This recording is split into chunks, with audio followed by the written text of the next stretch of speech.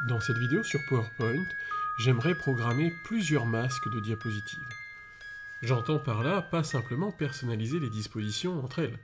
J'aimerais avoir plusieurs masques pour avoir effectivement plusieurs mises en page. Par exemple, chaque masque de diapositive pourrait être en relation avec un chapitre de mon diaporama. Pour faire ça, allons activer déjà le masque de diapositive. Dans le menu affichage, je vais utiliser le bouton masque des diapositives. Vous voyez pour l'instant que je n'ai qu'un seul masque de diapositive, et ce masque de diapositive me propose 4 dispositions. Si je souhaite maintenant avoir un deuxième masque de diapositive, c'est tout à fait possible sur PowerPoint, on peut en avoir un certain nombre.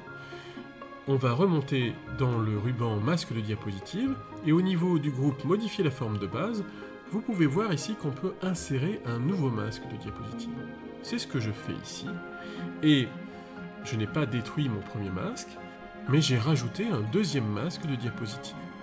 Sur ce nouveau masque, imaginons que je veuille travailler sur un fond noir, pour avoir un effet visuel fort par rapport au premier masque, eh bien je vais personnaliser ce masque-là, par exemple ici en choisissant la mise en forme de l'arrière-plan, que je vais régler à noir.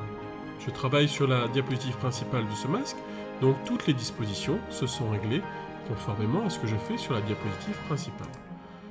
Bien sûr, mes titres auront intérêt à être passés dans une couleur qui tranche avec le noir du fond, et je vais aller chercher un logo adapté à ce nouveau fond dans le menu Insertion, Images, et je vais chercher mon logo en négatif. Je m'arrête là pour la personnalisation de cette diapo. Il faudra que je termine en choisissant les dispositions qui m'intéressent. Je vais garder que les deux premières, à savoir diapositive de titre et diapositive de titre et contenu. Les autres seront sélectionnés avec la touche CTRL, puis supprimés. On voit ici que j'ai deux masques, un masque gris, un masque noir. Je peux fermer mon mode masque.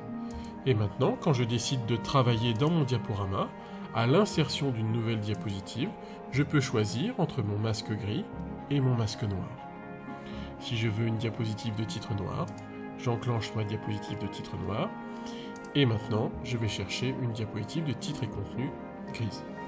Je pourrais poursuivre maintenant en repassant sur une diapositive de titre grise, en choisissant celle-ci, dans l'option de nouvelle diapositive.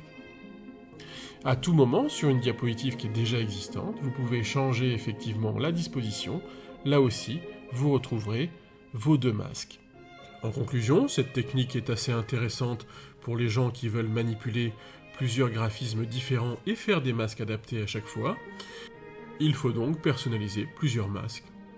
Merci d'avoir visionné cette vidéo.